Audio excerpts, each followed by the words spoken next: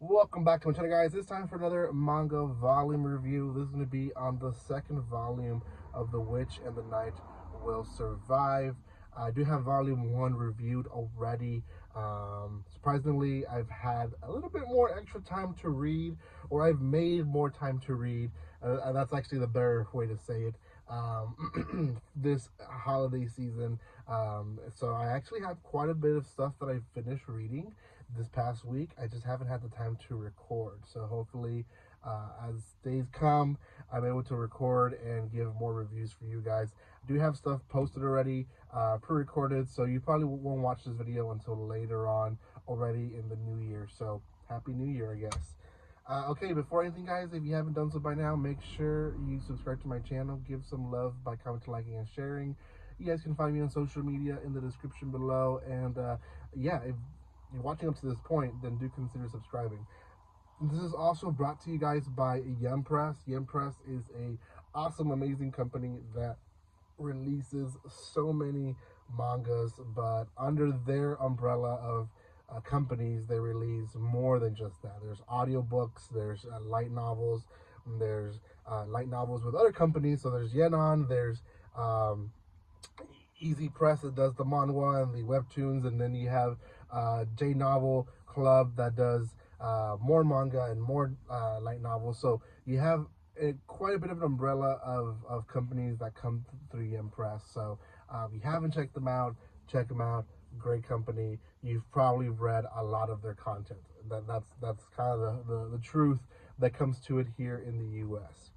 Okay, so we have Agredios the Knight and we have Setia the Witch. Just for purposes of names and the fact that the book just refers to them as the Knight and the Witch, I'm just going to use terms as Knight and the Witch because it's easier. Now, the Knight himself, in Volume 1, we learn that he is from a noble family, so this is why he is the head of the new town, but essentially his entire town was wiped out by this curse. He thought it was the witch that did it, and he tortured her in Volume 1. Then in Volume 1 as well, he finds out that it wasn't her, and she herself is just trying to help and figure things out. So they've helped another community come in their community. He's also found two little girls that were part of his community that were left orphaned, and now he's brought him in as well. So quite a bit of people already coming in. We start off with, we have the group of four, the witch, the knight, and two little girls, and then we have this whole new group of people coming in that they have to figure out food, shelter, all this stuff, right? Biggest thing, food. How are they going to feed this many people? They've survived with, fishing here and there, hunting maybe a little bit of animals, harvesting a little bit of food, but not really surviving much with producing really more from the stuff that was left behind. So the knight, the leader, has to figure out how to feed all these new people, and they go with killing a beast, specifically a one that looks like an ox or a bull. And here's a little bit of how he looks in action. He's also part of the back cover. Basically takes the job of killing it. He does get help from other people, specifically his sister, who also tries to hide her identity, but also Smiles, who is another girl who, she's kind of a main side character. She came in with the group as well. So yeah, they're able to, with magic, with the witch, they're able to preserve some of the meat. They learn that she is able to make it softer, so on and so forth. There's a lot of things that go through that process.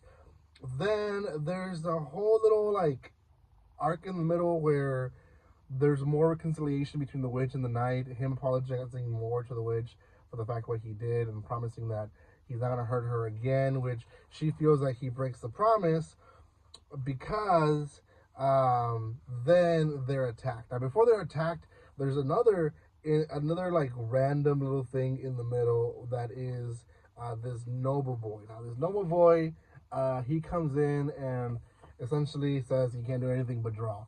and he's given the task to create an encyclopedia, create an educational book for the village, so that as people get older and pass away, their skills don't pass away and they're left behind through this encyclopedia, which is a pretty noble thing to do from the knight, to be honest, because uh, back then that wasn't really a thing that was done. It was more like you trained someone and that person was the one that kept the work, right? So they have a whole bonding time with him.